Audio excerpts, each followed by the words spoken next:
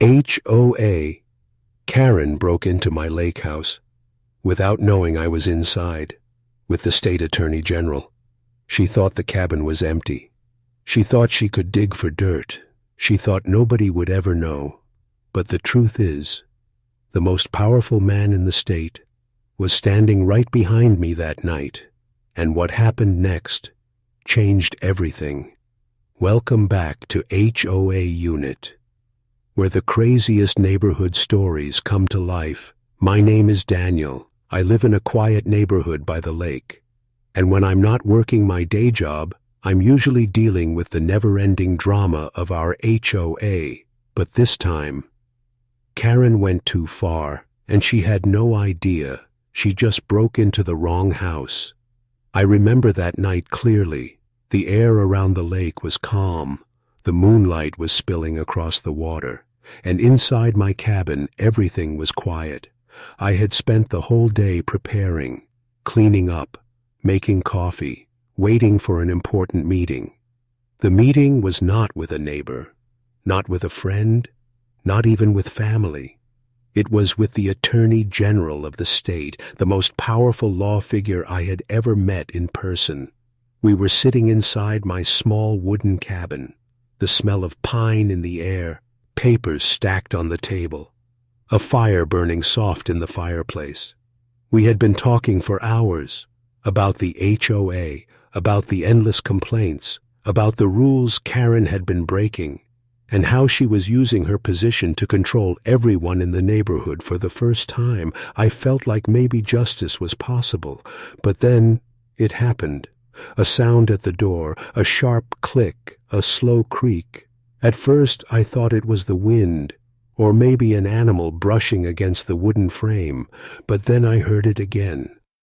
Heavier, deliberate, like footsteps on the porch. The Attorney General raised his hand. Yes. Calm but curious, I felt my chest tighten, because deep down I already knew who it was, and then the door handle turned. It wasn't slow. It wasn't gentle. It was confident, like whoever was coming in thought they had the right to.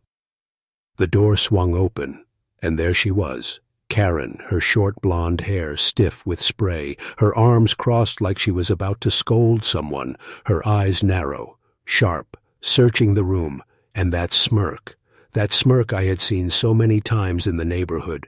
When she fined someone for their grass being an inch too tall, when she threatened to take down a swing set because it didn't match community standards, when she stood in front of my mailbox measuring it with a ruler, that smirk was here, inside my cabin, inside my private safe place, miles away from the HOA streets she claimed to rule.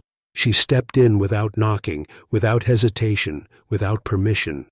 Her heels tapped against the wooden floor, each step echoing through the small cabin, and she muttered to herself, talking about rules, violations, paperwork, as if even here, far away from the subdivision. She had control. The Attorney General stayed quiet. He didn't move. He just watched her, his eyes calm, steady, unreadable.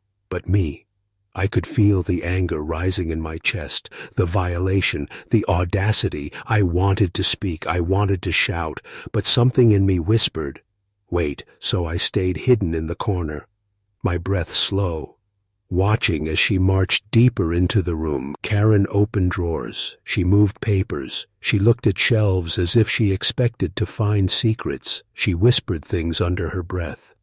I knew he was hiding something. He can't get away with this.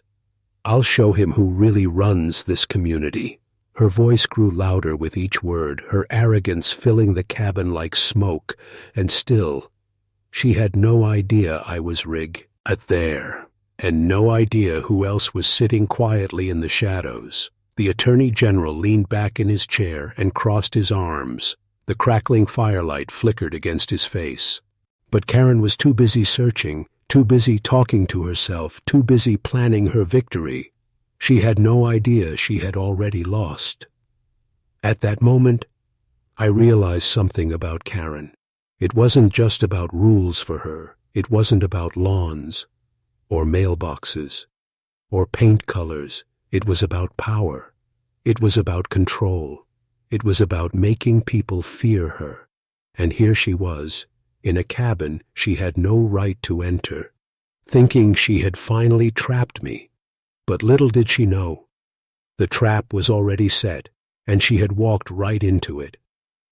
I leaned forward slightly, my heart racing, my voice almost ready to break the silence. But then I paused, because the Attorney General lifted one hand slowly, as if telling me, not yet. He wanted to see how far she would go. He wanted her to expose herself fully. He wanted the truth to come out, naturally. So I stayed still, silent, waiting. Karen picked up one of the papers on the table. She squinted at it, and her face twisted into a smug grin. "Oh, this is perfect," she whispered. "This is exactly what I needed." She had no clue that the papers in her hand were not mine. They were part of the official investigation, and she had just committed a crime by touching them. The Attorney General's eyes sharpened, but he still didn't speak. Not yet. I could feel the tension rising, the air heavy, every sound louder than it should be, the creak of the wooden floor under her feet, the soft hiss of the fire in the fireplace, the rustle of the papers in her hand, my heart pounding like a drum, waiting for the moment everything would break open, and then it hit me. If Karen was willing to break into my cabin tonight, how far would she really go? How much power did she think she had? And how many neighbors had already suffered because of her? That thought made me shiver, and that's when I realized this wasn't just about me anymore. This was about everyone in the neighborhood, everyone she had controlled, fined, bullied, embarrassed, everyone who never had the courage to stand up to her. And tonight, maybe, justice would finally stand up for us all. The silence in the cabin grew heavier. Karen's heels clicked louder, her hands brushing against shelves, her voice dripping with arrogance. She walked deeper inside, like a queen in her castle. Except this wasn't her castle. It was mine, and yet she carried herself like she owned every inch of it. The Attorney General stayed perfectly calm. His eyes followed her every move, but he said nothing. Not yet. I could feel the firelight flickering against my face, my breath slow and heavy, my fists tightening at my sides. Every second she stayed in that room felt like poison. Karen opened another drawer, slammed it shut, muttered about rules, violations, fines. She even had a clipboard with her. Yes, a clipboard. She pulled it out of her bag like she was on official duty, as if breaking into a private cabin somehow counted as inspection. Her pen scratched quickly. Notes, details, numbers. She was writing down everything. The chairs, the lamp, the books stacked on the shelf. All of it. Non-compliant structure, she whispered. Illegal additions, unauthorized decorations. Her words were sharp, cutting the air like knives, and I realized something terrifying. She wasn't just trespassing for curiosity, she was building a case against me. I swallowed hard, because I had seen this look on her face before, that same twisted satisfaction when she fined old Mrs. Wallace for planting tulips instead of roses, that same cruel grin when she forced the Johnson family to repaint their house, twice, because the shade of blue clashed with her vision of the community. And now, she thought she had found her masterpiece, me. But what she didn't know was that her masterpiece was about to fall apart. The Attorney General shifted slightly. The chair creaked under his weight. Karen froze for half a second. Her head turned toward the sound. But then she laughed, a dry, mocking laugh. She thought it was just the wood settling. She thought she was still alone. Pathetic, she muttered. This man thinks he can hide from me. He thinks he's clever, but the HOA always wins. My blood boiled. I wanted to stand up right then, to call her out, to show her the truth. But the Attorney General's hand lifted again, calm, steady, telling me to wait. So I stayed still. The fire crackled louder. The cabin groaned softly, and Karen went back to her hunt. She moved toward the table now, her eyes narrowing at the stack of papers, her hands reaching out slowly, and then she grabbed them for a moment. The whole world seemed to stop, because those papers weren't mine. They were his.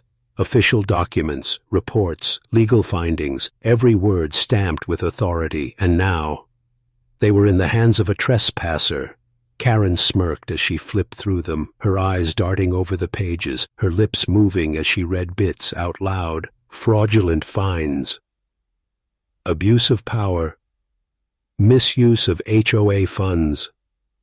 She frowned. Her smirk slipped. Her pen hesitated. She had expected to find dirt on me. Instead, she was holding dirt on herself. I leaned forward slightly, watching the panic ripple across her face. She licked her lips, flipped more pages, her voice lower now, unsure, mumbling words she didn't want to believe. The Attorney General finally leaned forward, his voice calm, deep, certain. Interesting reading material, isn't it? Karen froze. Her whole body stiffened. The papers trembled in her hands, slowly. Her head turned toward the voice, and that's when she saw him. The firelight caught his face, calm but stern, his eyes sharp as glass, his presence filling the cabin like thunder. For the first time, Karen looked small. Her smirk vanished completely. Her lips parted, but no sound came out. She was trapped, caught red-handed by the very authority she feared most. I stepped forward too, my boots hitting the floor hard. Her eyes snapped toward me, and I saw it, that flash of shock, that moment when she realized I had been here the whole time. "You," she whispered, her voice shaky, so unlike the confident Karen I knew. "Yes," I said quietly. "I was here all along." Her face twisted, anger replacing fear. She slammed the papers back onto the table. "You set me up," she hissed. "This is illegal. This is entrapment. You can't—" The Attorney General cut her off, his voice steady, powerful. "You broke into a private cabin. You touched official documents without permission. You have crossed the line tonight." Karen stuttered. She tried to speak, but every word fell flat. For the first time, the queen of our neighborhood had no power. And yet, even then, I saw something dangerous in her eyes. Not fear, not shame, but calculation. She was already planning her defense, already twisting the story in her head, already finding someone else to blame. That was Karen's way, always. The Attorney General leaned back again, calm as ever, but his eyes never left her, and I stood beside him, silent, but stronger than ever, because for the first time, I wasn't facing Karen alone, and I wondered if justice could truly take her down, or if her tricks, her lies, her arrogance would find a way to slip through the cracks again. The cabin felt heavier now, like the air itself was holding its breath. Karen's face was pale, but her eyes burned with that same old fire, the fire she used to rule our neighborhood with, the fire that made grown men tremble over grass length, the fire that destroyed families over mailbox paint. But this time, she wasn't the one in control.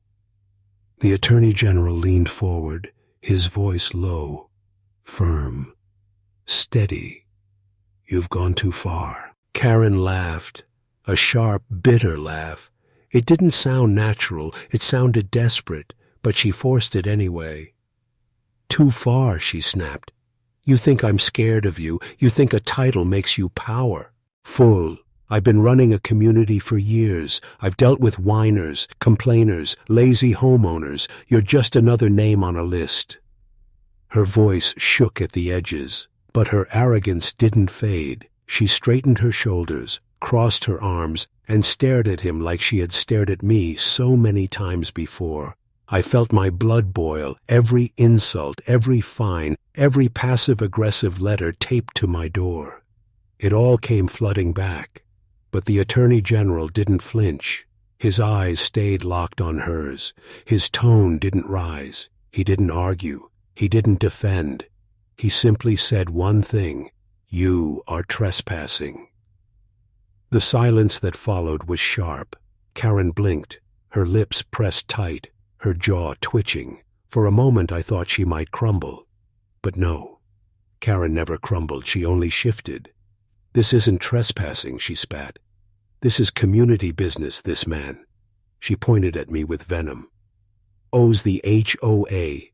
He's hiding violations, he's hiding fines, and I have every right to investigate. I was protecting property values. I was protecting everyone."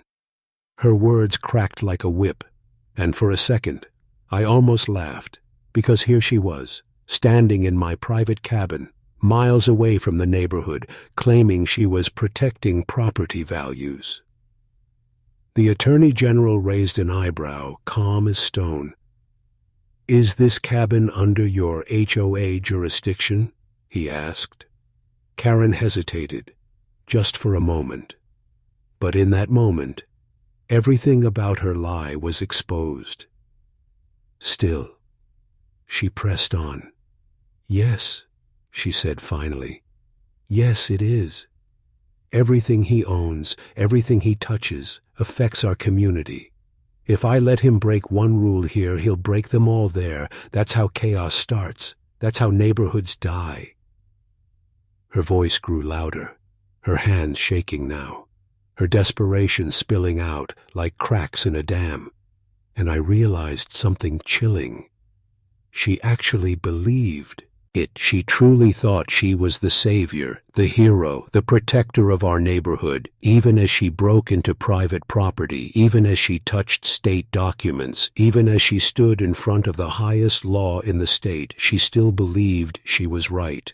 The Attorney General's voice cut through the madness, sharp, final, undeniable. "This is not your community, this is not your property, and this man," he pointed toward me now, "is not under your rule." Karen's lips trembled, her smirk faltered, her arms dropped to her sides. But then, she turned to me, her eyes narrow, her voice a hiss. "You think you've won, don't you?" I didn't answer. I didn't need to, because the truth was written all over her face. She had lost control. But Karen wasn't done. She never was. She took a step closer, her fingers stabbing the air between us. "You think this man can protect you? You think his badge means something, but when he leaves, when this little show is over, you'll still live under me. You'll still mow your lawn the way I say. You'll still park your car where I say. You'll still beg for approval for every nail you hammer into your walls, and I'll still be the one in charge." Her words sliced through the air, her voice shook with rage. And yet, beneath it all, I heard the fear, because deep down, she knew her empire was cracking, she knew her grip was slipping, she knew she had finally gone too far. The Attorney General stood slowly now, his height towering over her, his presence filling the entire cabin. The firelight made his shadow stretch long across the floor. "You will not speak to him again," he said. "You will not threaten him, you will not harass him, and you will not step foot on this property ever again." Karen's mouth opened, but no words came out. For once in her life, she was speechless. I watched her chest rise and fall, her eyes darting between us, her hands clenching into fists at her sides. She looked like a trapped animal, ready to strike, ready to run, ready to do anything but surrender. And in that moment, I wondered if she would snap completely, if she would throw the papers into the fire, if she would scream, attack, claw her way out. But she didn't. She just stood there, silent, burning with fury. I could feel the storm inside her, the storm that had ruined so many lives in our neighborhood, the storm that had driven people to tears, the storm that had made me hide away in this cabin in the first place. And now, That storm was cornered. The Attorney General's eyes didn't leave hers. My heart pounded in my chest. The crackle of the fire was the only sound. And in that silence, I knew one thing for sure. Karen was not done. Not yet. She would fight. She would twist. She would claw for every inch of power she could keep. The question was, how far would she go? The fire snapped in the silence, sparks rising up the chimney like tiny stars. Karen stood frozen in the middle of the room, her face pale but her eyes burning with rage. I thought she might crumble. I thought she might finally back down, but Karen wasn't built that way. No, she only knew how to attack. She suddenly spun toward the Attorney General, her voice loud, harsh, shaking the wooden walls of the cabin. "You don't understand. This man is dangerous. He's been fighting the HOA for years. He's been spreading lies about me. He's been stirring trouble in the community. You think he's innocent, but he's the one poisoning everything." Her finger jabbed toward me like a knife, her words sharp and fast, twisting the truth the way she always did, turning the victim into the villain, the bully into the hero. I felt my stomach twist with anger, the same anger I had felt so many times before when her letters showed up in my mailbox, when her fines stacked on my door, when her cold smile made me feel small in my own home. But this time, I wasn't alone. The Attorney General didn't flinch. He let her talk. He let her pour out her poison, like he was watching her write her own confession. Karen kept going, her voice shrill now, her hands flying in the air. "She hides things, she breaks rules, she thinks she's above everyone, and if you believe her, you're a fool." Her voice cracked, her face red, her body trembling with fury. But then she switched. Her voice softened suddenly, her eyes widened, her tone turned sweet, like honey laced with venom. "You don't see it, do you?" she said quietly. "She's manipulating you. She's using you to hurt me. She's playing you like she plays everyone else. I've only ever wanted what's best for the community. I've given my life to it. I've protected it. I've sacrificed everything for it. And this is how I'm repaid." Her voice cracked again. Her eyes shined with fake tears, and for a moment, for just a moment, I almost believed her. That was Karen's gift. Her poison didn't always come with shouting. Sometimes it came wrapped in silk. Sometimes it came in the shape of pity. But the Attorney General wasn't moved. He leaned forward, his voice calm but sharp enough to cut through her lies. "You broke into a private property. You touched state documents. You lied about your authority. And now you are trying to twist the truth." Karen's face tightened. Her fake tears vanished like smoke. Her voice dropped low. "Dangerous. You don't scare me. You're just another suit when you leave. I'll still be there. I'll still be in charge. And no one will dare go against me because they know what happens when they do." Her words sent a chill through me because I knew she meant it. I had seen the fear in my neighbors' eyes. I had seen families sell their homes just to escape her. I had seen people cry over a patch of grass, over a chipped mailbox, over a rule no one but Karen cared about. And here she was, still threatening, still believing she was untouchable. But the Attorney General didn't back down. He stood slowly, his shadow stretching tall across the cabin wall, his voice low, steady, commanding. "Your time is finished. Your reign of fear ends tonight." The words hung heavy in the air. Karen's mouth opened, but no sound came out. Her fists clenched, her body shook, and for the first time, I saw something new in her eyes, not arrogance, not victory, not control, but desperation. She looked around the room like a trapped animal searching for a way out. Her breath came fast. Her eyes darted between me, the Attorney General, the door, and then she laughed. It wasn't a laugh of humor.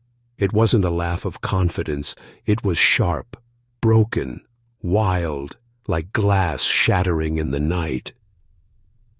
"You think this is over?" she hissed. You think you've won, but you don't know me. You don't know what I'm capable of." Her voice echoed off the wooden walls, her body tense like a coiled spring, her shadow dancing in the firelight like something monstrous. And in that moment, I realized she wasn't done, not even close, because Karen wasn't just a neighbor. She wasn't just a board member. She was something else entirely, a force of chaos, a storm in human form. And storms don't just vanish, they destroy everything in their path before they're gone. The Attorney General's eyes didn't leave her. My heart pounded in my chest, and the cabin felt like it was seconds away from exploding, and I couldn't help but wonder, what would she do next? Would she attack? Would she run? Or would she burn the whole place down just to prove she still had power? The fire popped in the silence, a log collapsing into glowing red embers, the crackle filling the space between us. Karen's laughter still echoed in my ears, sharp, broken, like a mirror shattering on the floor. Her face twisted with rage, her eyes darting wild, like she was calculating. Something like she was planning her next strike. The Attorney General didn't move. He just stood there, calm, like stone, his gaze locked on her, steady, unshaken. It was as if he had seen people like her before, like he had faced storms just as violent, but me. My hands trembled, my chest rose and fell too fast. Every instinct in me screamed, she's about to do something, and I was right. With a sudden jerk, Karen lunged forward, her hand shot out toward the table, snatching the edge of one of the folders, papers flying like startled birds into the air. "No!" I shouted, but she was already clutching the file to her chest, her eyes wide, manic, her voice cracking as she yelled, "These are mine! You can't take this from me! You don't know what's at stake!" The Attorney General's voice boomed through the cabin, "Put it down now!" But Karen didn't listen. She backed toward the door, her hand gripping the handle of the folder so tight her knuckles turned white, her breathing loud and ragged. "You don't understand," she screamed. "They'll destroy me if this gets out. Everything I've built, everything I've fought for, I won't let you ruin me." Her words rang in my head. They'll destroy me. Who was she talking about? Who was pulling her strings? Was Karen really the monster? Or just a pawn of something even worse? The thought hit me like a stone. But before I could process it, Karen yanked the door open. Cold night air rushed inside. The fire flickered. The shadows danced like wild spirits. For a second, I thought she was going to run, just vanish into the dark with stolen evidence. But instead, she froze on the threshold because outside, two figures stood waiting, law enforcement. Their flashlights cut through the night, their jackets marked with the state seal, their hands resting close to their holsters. Karen's face drained of color, her body stiffened, her eyes flicked back inside the cabin toward the Attorney General. "You set me up," she whispered, her voice shaking with rage and fear. "You planned this." The Attorney General stepped forward, his voice calm, commanding, final. "You did this to yourself. No one forced you to break in here. No one forced you to touch what didn't belong to you, and now you will answer for it." Karen's mouth opened, but no words came out. Her chest rose and fell like she couldn't breathe. Her grip on the folder trembled, and finally, slowly, it slipped from her hands, falling to the floor with a heavy thud. Papers scattered around her feet like the last remains of her control, her kingdom of fear dissolving in front of her eyes. But even then, she wasn't finished. Her eyes snapped toward me, her lips curled into a twisted smile, and she whispered words that froze my blood. "This isn't over. You'll regret this. Both of you will regret this." Her voice was quiet, but it cut deeper than any scream. The officers stepped in, their hands firm as they took her arms. Her body stiffened, but she didn't resist. She just kept staring at me, her smile chilling, her eyes promising something worse than punishment, and as they led her out into the night, her voice rang one last time through the cabin. "You don't know what you've started. You think you've won, but you've only opened the door to something much bigger, and you won't survive it." Her words clung to the air like smoke, long after her footsteps faded, long after the door closed, long after the silence returned. I stood there, frozen, the papers scattered at my feet, the fire low. Shadows long, my heart raced as her final words replayed in my head, not just a threat, not just anger, but a warning, and I couldn't shake the question twisting in my chest. Was Karen bluffing to scare us one last time? Or had we just uncovered the edge of something darker than any of us were ready for? The night felt heavy after Karen was gone. The fire hissed low, shadows stretched long across the wooden floor, and yet her words stayed with me. "This isn't over. You've only opened the door to something bigger." I kept staring at the scattered papers on the ground, pages filled with strange numbers, cryptic names, maps of neighborhoods that weren't ours. What was this? What had I just stepped into? The Attorney General bent down slowly, his hands calm, steady. He gathered the papers one by one, his face hard, unreadable, like stone carved against time. I finally broke the silence. What did she mean? Something bigger. He looked at me, and for the first time that night, his eyes carried weight, a truth too heavy to share, but he spoke anyway. Karen was never the root of the problem. She was only a tool, a piece of a much larger game. I felt my throat tighten. A game, and we were all pawns. He laid the papers on the table, his hand resting on one page longer than the others. It showed a neighborhood, not mine, not nearby, but marked with red circles and notes in sharp handwriting. "These files," he said quietly, "they connect multiple HOAs across the state, all run by the same group, all tied together under hidden contracts and money flows. Karen wasn't working alone. She was working for them." The words struck me like cold water.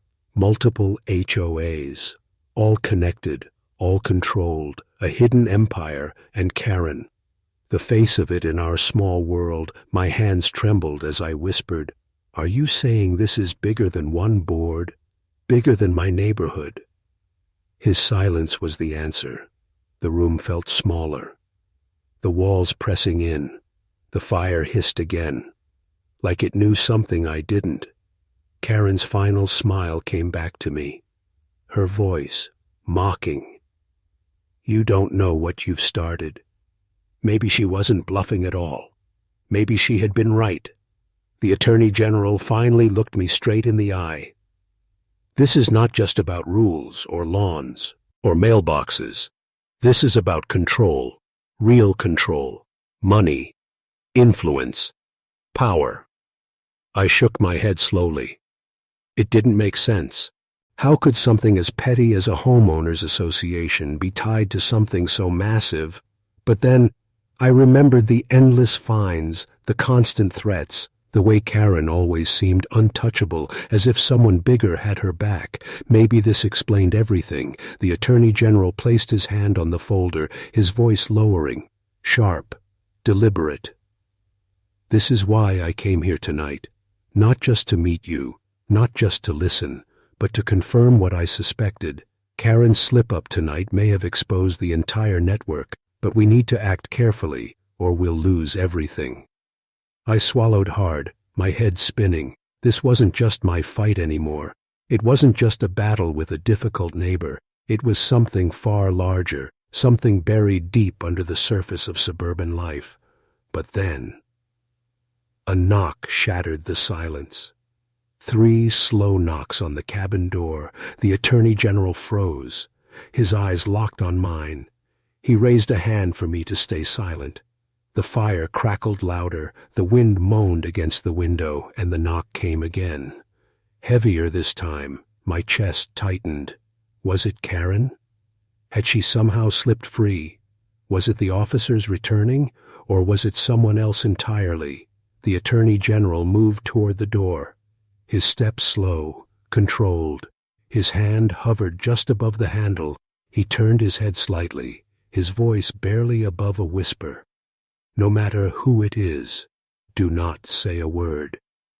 He pulled the door open, and there, standing in the cold night, was a man I had never seen before. Tall, dark coat, hat pulled low, his face shadowed, his voice steady, too calm. "You've taken something that doesn't belong to you, and we've come to collect." The Attorney General stiffened. His hand instinctively moved toward his jacket, but the man only smiled, and from the darkness behind him, two more figures stepped forward. Not police, not neighbors, strangers, their eyes cold, their presence heavy. I felt my stomach drop, the air around me growing thick, Karen's words echoing louder than ever in my head. "This isn't over. You've only opened the door to something much bigger." And now I was staring straight into it. The Attorney General's voice cut through the night. "You're too late. The evidence is no longer yours to claim." But the stranger only smiled wider, like a predator enjoying the chase. And in that moment, I realized we hadn't ended Karen's game tonight. We had only started it. My hands clenched into fists, my chest burned with fear, and I asked myself, how do you fight an enemy you can't even see? An enemy that hides behind every mailbox, every rule, every neighborhood. But maybe the better question is, if these strangers showed up at your door in the middle of the night, claiming they've come to collect what you have, would you hand it over out of fear? Or stand your ground no matter the cost? The cabin door hung open. Cold air rushed in. And the three strangers stepped closer, their shadows stretching long across the wooden floor. The Attorney General didn't flinch, his eyes sharp, steady, locked on the man in front, the leader, the one in the dark coat. I stood frozen, my heart pounding so loud it felt like the whole room could hear it. The fire crackled, the papers scattered on the table rustled in the draft, and I finally realized this was no longer about Karen. This was about something far bigger, something that lived in the cracks of every neighborhood, something invisible, yet always there. The man in the coat tilted his head, his smile small, sharp, dangerous. "You don't understand what you're holding. These files are not yours to protect. Give them back and maybe we let this go quietly." The Attorney General's voice came low, firm, final. "Walk away, or tonight will end badly or you." The silence between them stretched like a wire pulled tight. I felt it buzzing in my bones. Any second now, it would snap. The second stranger shifted, his hand brushing against his coat pocket. The Attorney General's hand hovered near his jacket too, and I knew there was something inside, something that could change this entire night. But before anyone could move, I stepped forward. Maybe it was fear, maybe it was foolishness, maybe it was the thought of Karen's twisted smile still burning in my head. But my voice cut through the air. "You think you can just keep controlling us through rules, through fear, through shadows? Not tonight. Not anymore." The man in the coat turned toward me slowly, his eyes cold, sharp, unblinking, and he whispered, "You have no idea what control really means." His words sent a chill crawling down my spine. But I didn't move. I didn't step back. Not this time.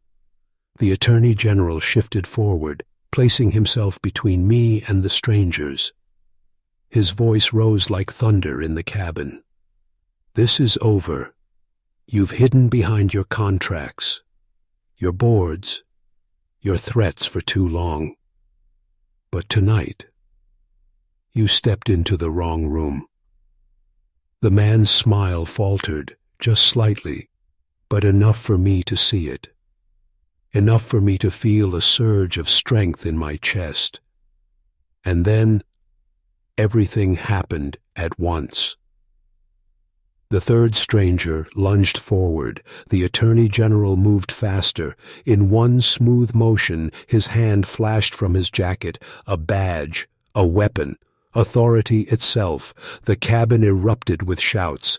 The fire flared as if it too was caught in the chaos. "Hands where I can see them!" he barked. The strangers froze, their faces stripped of calm, their arrogance melting into fear. The leader sneered, but slowly, very slowly, raised his hands into the air. "You've made a mistake. This won't stop us. We'll rebuild. We always rebuild." His words were heavy but hollow now, like a broken promise. Within minutes, law enforcement swept into the cabin. The officers who had taken Carr away returned with backup. The strangers were restrained, their dark coats pulled tight around their arms, their eyes still burning with silent threats. And just like that, the storm broke, the fire softened, the papers lay gathered. The cabin slowly breathed again, but inside me, the storm still raged. Karen's face haunted me, her last words still echoing in my head. "You don't know what you've started." Maybe she was right. Maybe this was only the surface. Maybe tonight wasn't the end, but the beginning of a war that stretched across neighborhoods I would never even see. The Attorney General rested a hand on my shoulder, his voice calm, steady, grounding. "You did the right thing, but this fight is far from over." I nodded slowly, my eyes on the dying fire, the shadows flickering like ghosts across the walls, because deep down, I knew he was right. HOA rules, petty fines, mailboxes and lawns. They were never just about order.